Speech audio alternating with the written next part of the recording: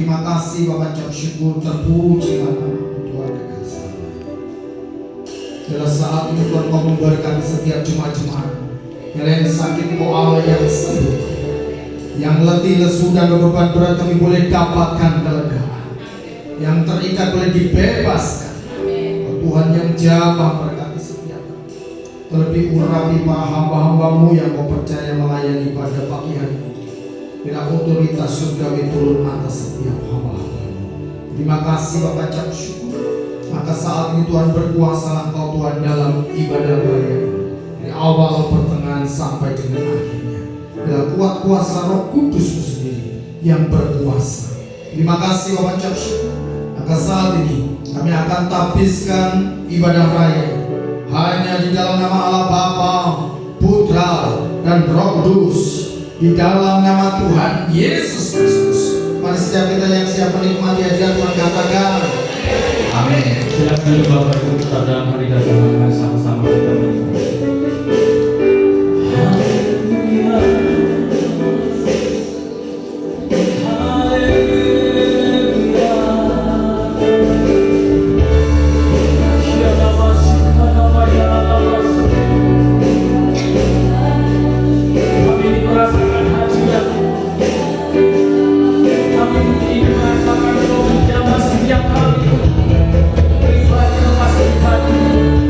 Dia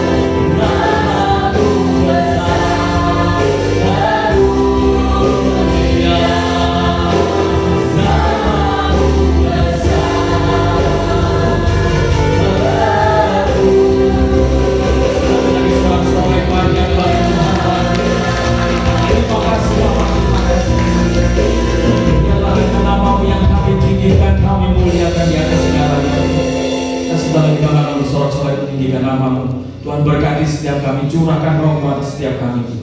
Di dalam nama Tuhan kami Yesus Kristus, mari sama-sama setiap kita nyatakan amin. Kami setiap kita mari sama-sama kami berdiri, boleh berikan salam, senyum kiri kanan kita, nyatakan bahwa Tuhan kita luar biasa. Haleluya. Sebab Tuhan bisa kami Tuhan. Haleluya.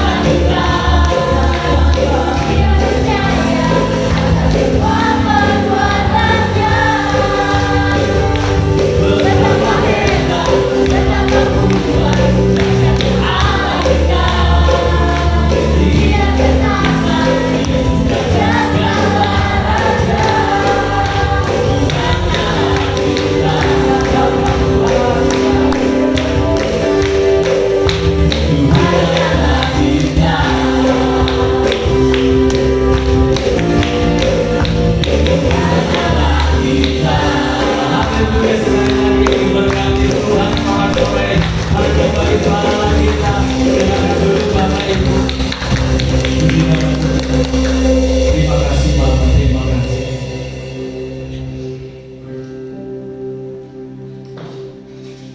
Engkau telah merawat setiap kami. Engkau telah memberkati setiap kami dengan limpah. Kami bersyukur.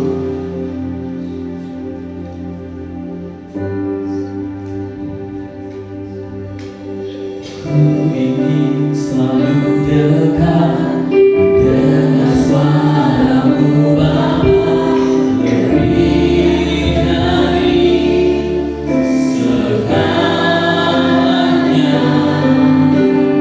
Ku ingin mengenal rasa hati-Mu, hanya itu rinduku.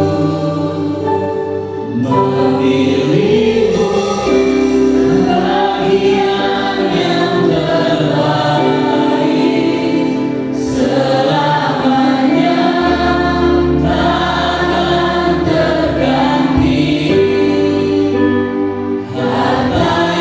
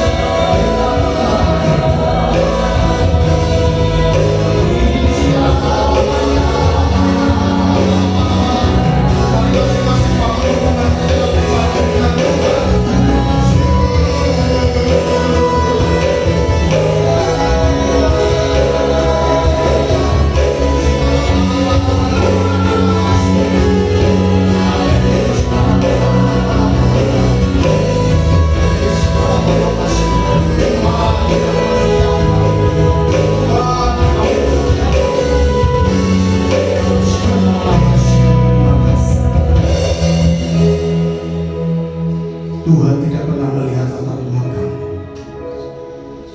Tuhan tidak lagi mempedulikan berapa banyak saudara dan saya mengkhianatinya. Bahkan kita jadikan Tuhan nomor kesekian dari hidup kita. Tapi kasih Tuhan yang setia atas setiap saudara. Mari masing-masing kita boleh minta ampun di hadapan. Pernahkah saudara menyangkal Tuhan Yesus saat Tuhan kerjakan sesuatu yang dahsyat atas hidupmu? Saudara katakan, ini karyaku. Saat saudara dan saya dipulihkan, saat saudara dan saya disembuhkan, saudara katakan, ini memang waktunya sudah sembuh. Karena sebenarnya itu adalah karya Tuhan atas hidup kita.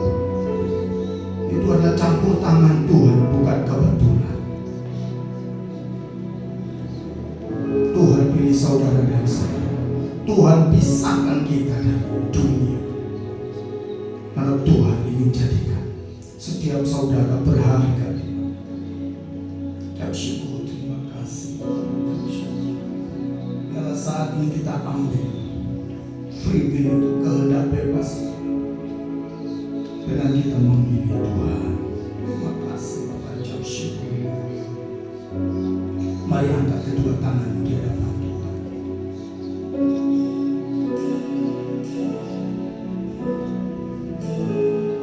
Memilih Tuhan Yesus.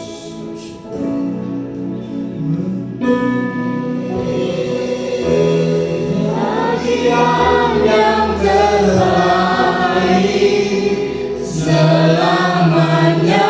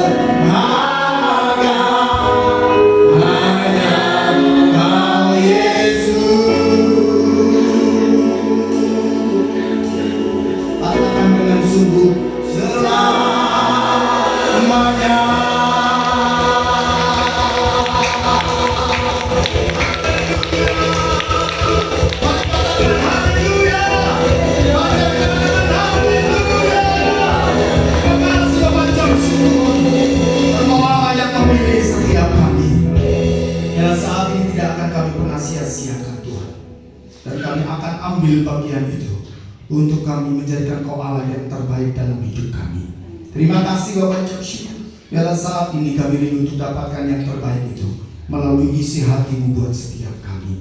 Terima kasih Bapak, ucap syukur. Layakkan, kuduskan, tahirkan hamba-Mu yang penuh dengan dosa dan keterbatasan.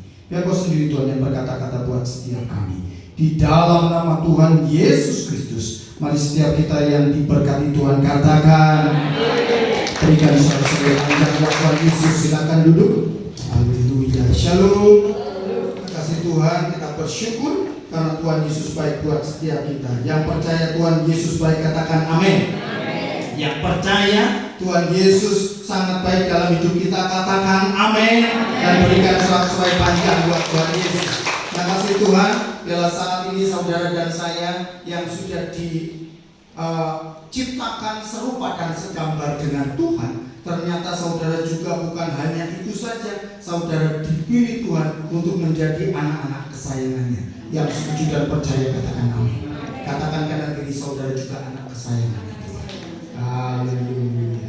Mari katakan pada dirimu sendiri, katakan aku kesayangannya Tuhan. Mari yang menjadi anak kesayangan Tuhan berikan syukur kita di hadapan Tuhan. Haleluya. Kasih Tuhan, bila saat ini kita akan sama-sama belajar dari 1 Tesalonika 2 ayat 1 sampai 12. 1 Tesalonika 2 ayat 1 sampai 12. Nah, kasih Tuhan, sebelum kita baca sama-sama 1 Tesalonika pasal 2 ayat 1 sampai 12, saya ingin sampaikan dulu kasih Tuhan. Ini konteksnya adalah surat dari Paulus kepada jemaat di Tesalonika. Nah, kasih Tuhan, saat itu Paulus sedang difitnah oleh beberapa orang, saya kasih Tuhan, yang kemudian memfitnahnya kepada jemaat-jemaat. Artinya disebarluaskan, dihembuskan kepada jemaat. Sehingga kasih Tuhan fitnahnya apa?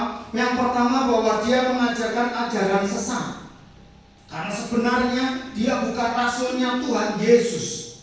Nah, kasih Tuhan, yang berikutnya dia juga dianggap menipu jemaat di Tesalonika. Kemudian dia juga difitnah mencari keuntungan. Nah, sehingga kemudian pada akhirnya dia juga difitnah bahwa dia sedang mencari loba. Maksudnya bermaksud mencari loba itu mendapatkan keuntungan sebanyak-banyaknya buat dirinya sendiri. Nah, kasih Tuhan, inilah yang kemudian Rasul Paulus punya pesan khusus menuliskan 1 Tesalonika 2 ayat 1 sampai 12. Bukan hanya sebuah pembenaran kasih Tuhan, tetapi untuk kalau fitnah itu ditelan mentah-mentah, saudara kasih Tuhan, oleh jemaat yang ada di Tesalonika, dia tidak lagi mulai percaya pada firman Allah. Nah, kasih Tuhan. Makanya saat itu Rasul Paulus menuliskan surat ini kepada jemaat di Tesalonika. Kemudian seperti apa? Nah, kasih Tuhan, fitnah ini yang didengar oleh Paulus, kemudian Paulus mulai membalasnya. Sudah. Apa? Kita baca bareng-bareng. Jadi pada saat kita baca, kita mengerti maksudnya. Yang mengerti katakan amin. Yang siap belajar katakan amin. Kita baca sama-sama, makasih Tuhan, supaya dapat secara lengkap ayat 1 sampai 12 pada hitungan yang ketiga. 1, 2, 3. Kamu sendiri pun memang tahu, saudara-saudara, bahwa kedatangan kami di antara kamu tidaklah sia-sia. Ayat yang kedua, tetapi sungguh pun kami sebelumnya seperti kamu tahu telah dianiaya dan dihina di Filipi, namun dengan pertolongan Allah kita, kami beroleh keberanian untuk memberitakan Injil ke Allah kepada kamu dalam perjuangan yang berat. Yang ketiga, sebab nasihat kami tidak lahir dari kesesatan atau dari maksud yang tidak murni dan tidak disertai tipu daya. Ayat yang keempat, sebaliknya, karena Allah telah menganggap kami layak untuk mempercayakan Injil kepada kami. Karena itulah kami berbicara, bukan untuk menyukakan manusia, melainkan untuk menyukakan Allah yang menguji hati kita. Ayat yang kelima, karena kami tidak pernah bermulut manis, hal itu kamu ketahui, dan tidak pernah mempunyai maksud loba yang tersembunyi. Allah adalah saksi. Yang keenam,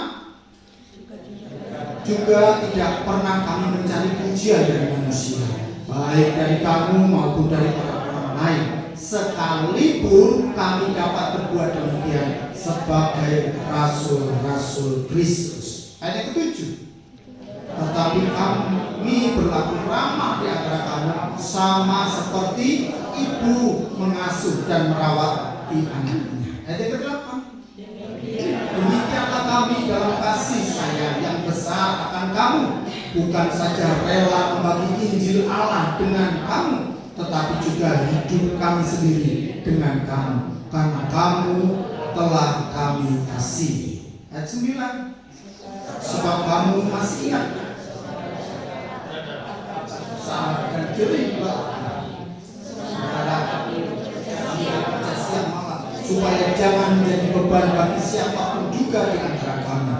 Kami memberitakan Injil Allah kepada kamu. Ayat 10, kamu adalah saksi, demikian juga Allah, betapa saleh, adil dan tidak bercacatnya kami berlaku di antara kamu yang percaya. Ayat 11, Kamu tahu betapa kami seperti Bapa terhadap anak-anaknya telah menasihati kamu dan menguatkan hatimu seorang demi seorang. Ayat 12.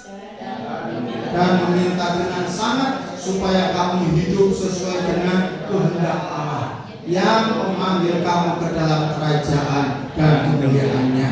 Amin. Nah, kasih Tuhan begitu luar biasanya. Sampai sini saudara dan saya mulai paham. Saat membaca firman Tuhan, kita harus tahu konteksnya. Yang setuju katakan amin. Nah, kasih Tuhan, saat ini kita boleh belajar. Ternyata kasih Tuhan, ada beberapa poin yang ingin disampaikan Rasul Paulus untuk kita boleh pelajari dan akhirnya kita dapatkan. Yang pertama adalah keikhlasan.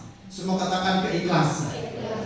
Nah, kasih Tuhan, keikhlasannya begitu luar biasa, bahwa saat dia mulai dihina, dia difitnah, rupanya Rasul Paulus gak cari siapa yang memfitnah. Salam. Saudara pernah difitnah Bapak Ibu? Oh, sering, ada yang pernah. Biasanya kita akan cari sopo sing fitnah. Kan gitu. Dengan ekspresi cuek-cuek gitu. Kasih Tuhan, saya ingin katakan buat saudara, ternyata Rasul Paulus tidak fokus kepada siapa yang memfitnah, tetapi dia mulai meluruskan pola pikir dan dia mulai fokus pada panggilannya untuk menyampaikan kabar Injil, kabar kebenaran. Yang mengerti dan setuju katakan amin. Jadi kasih Tuhan, Rasul Paulus rupanya dengan ikhlas gak mencari siapa yang keroknya. Kenapa dia mulai memfitnah saya? Tidak, kasih Tuhan. Dia fokus pada tugasnya. Semua katakan fokus pada tugas. Salam. Saudara dan saya saat ada di dunia, apakah mengikuti sirkus saja? Apakah ada tugas? Sirkus saja itu mulai lahir, besar, kemudian besar bekerja, tua, meninggal, besok punya keturunan, begitu seterusnya. Begitu saudara? Nah, enggak. Ternyata saudara dan saya diciptakan Tuhan sebagai duta-dutanya Tuhan, sebagai delegasinya Tuhan yang dipilih dan dikuduskan, sehingga pada akhirnya saudara harus melaksanakan tugas kita. Yang mengerti dan setuju dengan kami. Sedangkan kita ada batasan waktunya. Ternyata saudara, batasan waktu bukan berbicara tentang jam 7 kemudian selesai nanti malam. Enggak saudara. Atau pendeta cuma tugasnya kayak khotbah dok, kemudian turun hari. Enggak saudara itu. Tetapi saat saudara masih hidup, saudara dan saya dipercaya untuk melaksanakan tugasnya Tuhan. Saat ini kasih Tuhan, ada teman dan rekan seperjuangan, bahkan bisa dikatakan guru saya, untuk saya juga belajar dari beliau, Bapak Pendeta siapa namanya, Sony, kasih Tuhan, nama lengkapnya saya kurang hafal. Itu gembala di Majang Tanah. Nah kasih Tuhan, dipanggil Tuhan kemarin setengah 5 pagi. Jemaat semua juga ketemu, keluarganya juga ketemu sebelumnya, seger meger, sehat walafiat, orangnya juga subur. Artinya gede dhuwur loh kasih Tuhan. Artinya bukan gede dhuwur, tapi bener kasih Tuhan. Nah kasih Tuhan, saya ingin katakan, ternyata begitu sehatnya beliau, mendadak jam 11 malam, tahu-tahu dadanya terasa sakit. Semakin sakit dilarikan ke rumah sakit. Setelah rumah sakit sempat ngedrop, begitu diupayakan sama kesehatan, sadar tapi lokonya. Jadi mari didoakan, diupayakan sama kesehatan, langsung bisa sadar dan lumpuh. Duduk uji kalau jadi beberapa orang yang bersaksi bicara sama saya. Kemudian ya sudah, istirahat dulu ya Pak. Nanti begini, kata kenal ngaco kan gitu. Ya istirahat saja dulu, ya istirahat. Tapi jauh mendadak jam 3 kolek lagi gitu. Dan akhirnya dia menyelesaikan tugasnya di sana. Artinya kasih Tuhan, siapa yang tahu? Ternyata batasan usia yang tahu hanya selagi saudara dan saya masih ada waktu, mari kita kerjakan sama-sama tugas kita. Katakan kan dia kerja sama ya. Untuk kita mengerjakan tugas yang Tuhan percayakan. Jangan sampai pada saat saudara dan saya dipanggil guru melakukan apa-apa. Duh, wis mari rek. Dereng. Lah tak pikir cek suwe Gusti. Jadi Tuhan kasih. Nah, disinilah saudara dan saya mulai belajar sungguh-sungguh. fokus pada tugas kita masing-masing. Masing-masing kita dapat tugas di tempat kita masing-masing. Ada di tempat kerja, tempat sekolah, ada di keluarga, dan di tempat masing-masing. Oleh sebab itu mari setiap kita jangan andalkan diri sendiri, tapi andalkan Tuhan. Karena yang masih tugas Tuhan. Mau difitnah, mau diarani, terserah Tuhan. Yang penting Tuhan gak pernah fitnah saudara. Mari kembali berikan sorak-sorai tangan. Nah, kasih Tuhan begitu luar biasanya. Rasul Paulus ini mulai mengatakan bahwa dia tidak sedang melakukan tipu muslihat. Dia bukan sedang melakukan mencari keuntungan, tetapi dia sungguh-sungguh melakukan fokus pada apa yang Tuhan percayakan. Yang berikutnya adalah teladan. Semua katakan teladan. Nah, kasih Tuhan di ayat yang ke-10 bisa bantu saya. Klik ayat yang ke-10 adalah kamu adalah saksi. Demikian juga Allah betapa saleh, adil dan tak bercacatnya kami berlaku di antara kamu yang percaya. Kasih Tuhan, kata saleh dalam bahasa aslinya berbicara tentang kudus. Apakah berarti Rasul Paulus suci kayak Tuhan Yesus? Tidak. Betul saudara. Karena Rasul Paulus juga tetap manusia. Yang suci Tuhan Yesus. Kenapa menggunakan kata saleh dalam bahasa aslinya? Menggunakan kata kudus itu berbicara tentang karakternya. Semua katakan karakter. Selalu rambut kriwul bisa diluruskan Bapak Ibu? Bisa. Kalau kau ingin lurus bisa, butuh gitu. Rambut yang lurus bisa dibuat kriwul Bapak Ibu? Bisa. Silakan hubungi. Buka sampai jam berapa Bu? Nomor telepon di sini sudah kasih kan. Tempat kita lengkap sudah kasih Tuhan. Mulai dari yang masak sampai yang dandan semuanya jatuh. Enggak kasih Tuhan. Artinya kasih Tuhan yang saya ingin katakan, ternyata bentuk fisik dan apapun yang ada dalam kita, dalam kehidupan kita secara fisik itu bisa diubah. Saudara lagi sedih tapi kemudian harus nutup-nutupi, itu pintarnya orang Jawa. Meskipun pegel-pegel begini selalu wong ngalih nangis kali. Tapi kalau orang luar Jawa itu kelebihan. Begitu. Mau pegel gak pegel muas langsung diungkapno kan gitu ya. Nah, wong Jawa kaget.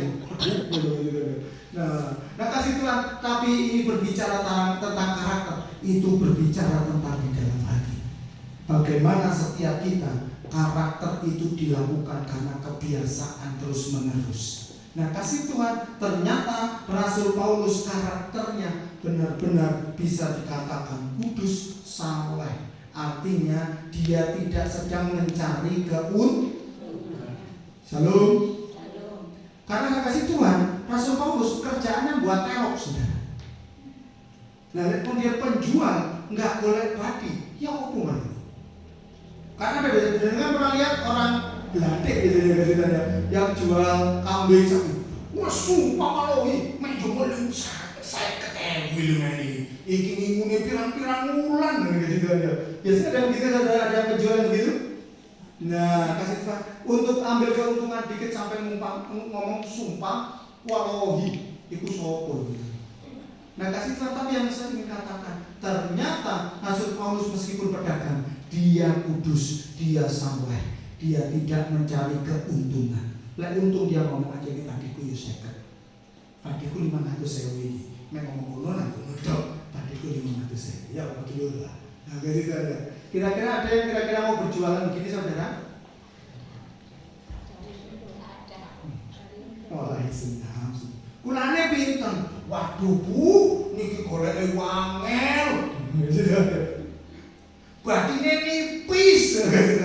Iku biasanya sih gak lagi ngomong sumpah wallahi ngomongnya kayak nipis. Kata tipisnya itu relatif sudah kasih Tuhan. Tipis jangan sebuan bukan karena seperti satu saja rada tipis kan. Nah kasih Tuhan saya ingin katakan, ternyata kita mulai belajar di sini. Rasul Paulus memberikan teladan yang begitu ya. Kasih Tuhan, dia katakan adil itu dalam bahasa aslinya kata benar yang digunakan adalah tingkah lakunya. Artinya tingkah lakunya dia lakukan benar. meskipun tidak menyenangkan orang lain. Halo. Kadang ada yang penting bos senang juga sih ya. Yes, pokoknya bagaimana bos? Pokoknya bos mantap bos. Gimana? Saya pakai gini, ganteng bos. Ganteng. Asal THR naik bos. Gitu. Nah kasih Tuhan apa yang dikerjakan pokoknya benar. Nah kasih Tuhan bukan seperti itu. Makanya Rasul Paulus, saya tidak sedang menyukakan banyak orang, tapi dia melakukan apa yang benar di hadapan Tuhan. Amin. Saya tahu ini tidak mudah. Saudara kasih Tuhan, karena kita biasanya akan banyak musuh ini. Betul gak kasih Tuhan? Kita mulai koreksi, makanya kita main cantik. Begitu keliru itu. Ngomongnya kayak nyanyi fals, mengenai di kolom instruksi. Nyanyinya fals, saudara Tuhan. Pusing begini wirang, saudara kasih Tuhan. Bukan pirang tapi wirang. Maka saya ingin katakan buat setiap kita, mari setiap kita mulai belajar dari Rasul Paulus menyatakan kebenaran, tetapi kita mulai menyatakannya dengan pesan yang baik. Nah kasih Tuhan yang begitu, yang selanjutnya bukan hanya saleh adil, tapi juga tak bercacat. Dikasih Tuhan kata tak bercacat ini berbicara tentang integritas, sehingga berbicara tentang tidak ada celah untuk orang menjatuhkan. Saat saudara dalam pekerjaan saudara difitnah mencuri, saudara difitnah untuk mengambil sesuatu, tapi saat saudara tidak melakukannya, dengan melakukan laporan dengan sebenar-benarnya, tidak ada celah untuk orang menjatuhkan. Betul saudara? Nah demikian juga ini yang makanya Rasul Paulus katakan, saya melakukan dikatakan adil dan tak bercacat kami berlaku di antara kamu yang percaya. Artinya Rasul Paulus benar-benar sedang tidak ada celah dalam hidupnya untuk melakukan supaya orang lain bisa fitnah dia. Masalah itu nanti orang tetap fitnah, kebenaran akan muncul tiba pada waktunya. Amin. Nah kasih Tuhan disinilah saudara dan saya mulai belajar, bukan hanya teladan, tapi juga bimbingan. Semua katakan bimbingan. Yang pertama adalah tulus, yang kedua adalah teladan, yang ketiga adalah bimbingan. Artinya kasih Tuhan, kita bisa minta tolong diklik yang ayat 7, saudara kasih Tuhan. Di sana kasih Tuhan, Rasul Paulus menggunakan metafora, menggunakan perumpamaan, menggambarkan figur dia sebagai ibu, sama seperti ibu mengasuh dan merawat anaknya. Artinya kasih Tuhan, Rasul Paulus mengatakan figur ibu itu adalah identik dengan kasih sayang, perhatian. Salam. Ibu-ibu, salam. WBI. Wah, kasih Tuhan. WBI itu harusnya dia mulai bisa memberikan kasih sayang. Kemudian juga mulai perhatikan. Mari kasih Tuhan pada saat ibunya gendong anaknya kasih bayi. Tonggonya ada yang laki-laki kadang nggak ngerti. Rewe nama ini siapa nih? Dan ibunya ngerti. Oh kayak anak isi. Ini kasih Tuhan ya. Pampersnya ya kasih Tuhan. Dia mulai perhatikan. Sekarang ada aplikasi mengerti bahasa bayi, kucing, anjing dan seterusnya kasih Tuhan. Ya kasih Tuhan. Jadi sekarang mulai diklik itu aplikasinya ternyata anak ini nangis. Oh kepingin susu. Ya kasih Tuhan. Zaman sekarang ada aplikasi begitu ibu. Punya rencana punya bayi lagi ibu? Nah. Nama sekolah minggu saudara. Nah kasih Tuhan. Kenapa sekarang bayi itu bisa mengerti bahasanya? Bisa dimengerti bahasanya. Sampai kucing, anjing semuanya ada aplikasi. Mau ngomong sama anjing mulai disampaikan. Anjing di rumah dia ngomong di rumah dia. Nah kasih Tuhan. Pasti saya bayangkan itu Desember babi banyak yang mengeluh. Wah cari-cari. Begitu tadi. Nah kasih Tuhan saya ingin katakan, begitulah kasih sayang seorang ibu. Makanya saat itu Rasul Paulus membahasakan figur dia sebagai ibu yang kasih sayang dan juga perhatian. Shalom. Apa yang kita boleh pelajari saat ini? Saudara dan saya mulai saling memperhatikan satu dengan yang lain. Bukan berbicara tentang kok gak cocok sih, kelambi, kok gawe jase rada bulat. Kasih Tuhan ya. Atau bukan bicara tentang ngece saudara kasih Tuhan, tapi berbicara tentang Mungkin saudara kita biasanya guyon ada di komolongan yang lorong itu lah gitu. Atau tidak pernah hadirkah dia, kita mulai kunjungi saudara kasih Tuhan. Bagaimana setiap kita saling memperhatikan, saling mengasihi. Yang mengerti dan setuju katakan amin. Amin. Nah kasih Tuhan, disinilah saudara dan saya. Jadi, woi waktu kasih gembala, itu tuh kasih koordinator ibadah, ngecek menurut gue.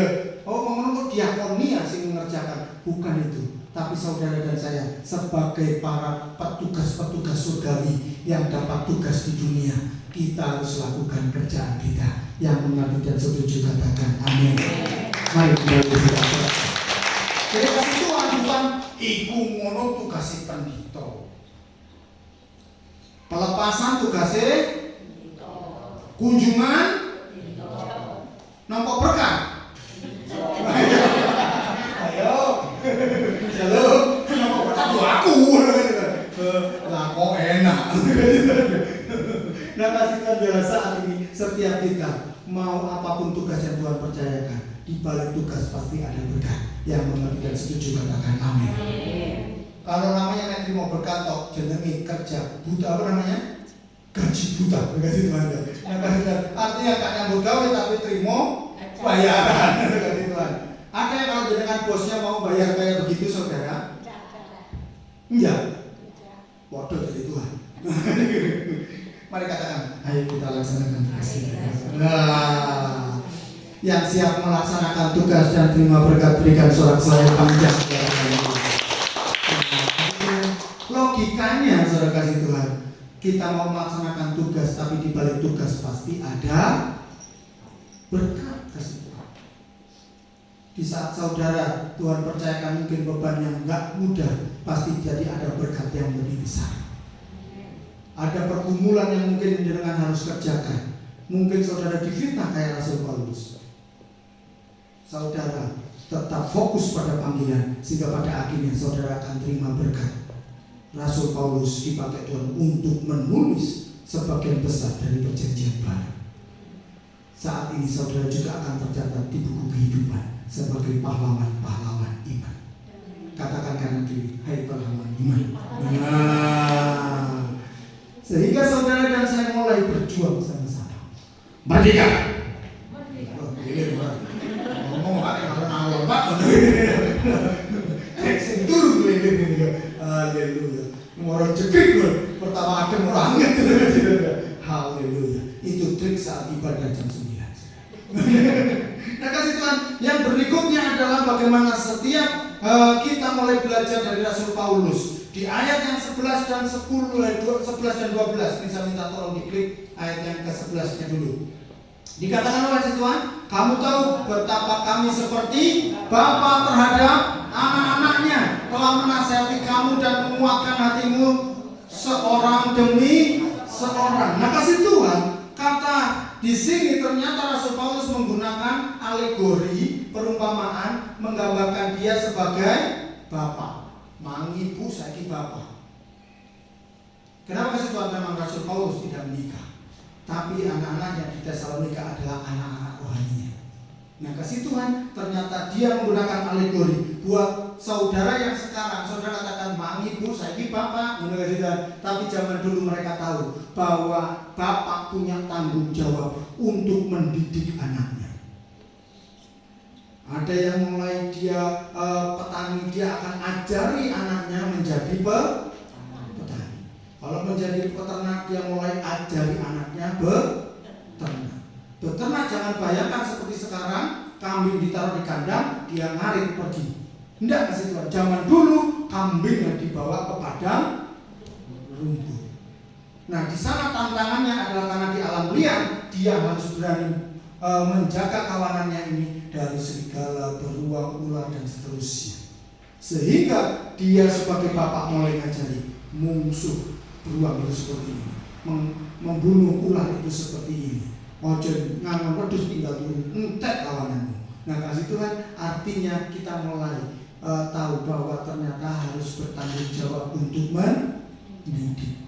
Nah kasih Tuhan ternyata mendidik itu berbicara untuk setiap kita mendorong putra putri anak mantu cucu kita untuk berada di bait Allah. untuk mulai belajar. Nah, Rasul Paulus mulai memberikan teladan untuk mereka, Rasul Paulus mendidik anak-anak rohaninya. Salut. Makanya kasih Tuhan, saya kalau di sekolah sebagai guru, kasih Tuhan saya mulai pressing anak untuk buat resume, buat khotbah. Lain enggak nilai mutak asli, nggak usah nilai kasih karunia. Nah, kasih Tuhan, makanya dia harus membuat resume. Kenapa kasih Tuhan? Lega ngono wayai khotbah turu, lega ngono main wayai khotbah main game. Kasih Tuhan ya. Nah, kasih Tuhan. Makanya pada saat saudara dan saya iki pendito di gereja kalau ini yang di sekolah siji, karena saya harus melakukan tugas sebagai pendidik. Pendidik saya akan pressing saudara kasih Tuhan. Kalau jam 7 kasih Tuhan di sekolah, saya mulai angkat tangan 10, 9, bukan mau belajar nomor contoh. Maka yang lebih dari hitungan saya 10 langsung mau jeding. Nah, bersihkan kamar mandi. Nah, kasih Tuhan yang saya ingin katakan, ini dalam proses mendidik. Nah, kasih Tuhan, kalau di gereja saya enggak kasih Tuhan. Nah, koordinator ibadah mungkin begitu, maju ke depan, jam sholat dihitung, kasih Tuhan. Ayo lari. Nah, saya ingin katakan, biarlah saat ini kita mulai bagaimana kita mengaplikasikannya di tempat kita masing-masing. Katakan kanan kiri, yuk kita laksanakan. Haleluya. Nah, kasih Tuhan, saat kita boleh melaksanakan tugas, ada berkat yang Tuhan sediakan buat setiap kita. Sehingga kasih Tuhan, disinilah Tuhan begitu dahsyat mengingatkan saudara dan saya untuk setiap kita mulai. Di sini ada tugas yang mulai Rasul Paulus sampaikan, yaitu apa saudara kasih Tuhan? Menasehati. Nah, kasih Tuhan, kata menasehati ini muncul 109 kali kasih Tuhan di Perjanjian Baru. Dan menasehati ini artinya adalah memberikan saran atau anjuran, baik berupa ajaran, petunjuk, peringatan, atau teguran yang baik. Tujuannya untuk mengajak, mengingatkan, menunjukkan pada kebaikan. Ya kasih Tuhan, ternyata menasehati bukan yuk mabar baru yuk. Itu juga bukan namanya menasehati. Nah, atau saudara dan saya mau yuk sekarang di sini ibadah menihai minggu meneje ono. Apa itu menasehati saudara? Bukan. Tapi bagaimana setiap saudara dan saya mulai mendorong orang untuk melakukan sesuatu yang baik dan benar. Karena yang baik belum tentu benar. Kenapa sih Tuhan? Baik menurut sopo kalian. Nah kasih Tuhan, tapi saat ini saudara dan saya mulai belajar bagaimana Rasul Paulus menyampaikan bahwa dia menasehati, dan bukan hanya menasehati, dan di sana menggunakan kata menguatkan. Semua katakan menguatkan. Nah kasih Tuhan, dalam bahasa aslinya menguatkan itu sebenarnya adalah lebih ke arah menghibur. Bahkan di sana dikatakan mereka yang sedang patah semangat. Salam. Pernah saudara patah semangat? Putus asa, dengan mulai sambat nang kancane. Mau asal kuat. Jangan sih ngomong, bodoh, apa begitu Bapak Ibu Saudara? Tidak. Nah kasih Tuhan, kita mulai menguatkan. Di sini adalah fokusnya menghibur, memberikan kekuatan baru untuk kemudian minimal kita bisa mendoakan. Inilah nasihat-nasihat bagaimana Rasul Paulus mengajarkannya buat setiap kita. Karena ini bukan sebuah kebetulan, tapi bagaimana Tuhan mengajarkannya buat setiap kita. Yang mengerti dan setuju katakan amin. Dapatkan sesuatu Bapak Ibu? Amin. Apa itu saudara? Ya sudah dilupakan. Nah kasih Tuhan, kita kok kamu dari apa lagi? Nah kasih Tuhan, bagaimana setiap saudara harus melakukan dengan kemudian saudara mulai belajar untuk kita memberi nasihat. Padahal yang kedua teladan. Nah, yang berikutnya adalah bagaimana setiap kita memberi bimbingan. Nah kasih Tuhan begitu bagiannya mulai yang dikembangkan tadi. Bukan hanya kita hafal untuk kita besok ulangan, tapi bagaimana setiap kita melakukannya dalam kehidupan sehari-hari. Mari yang siap melakukannya dan terima berkat dan selamat Yesus. kita tunjukkan ke Bapa.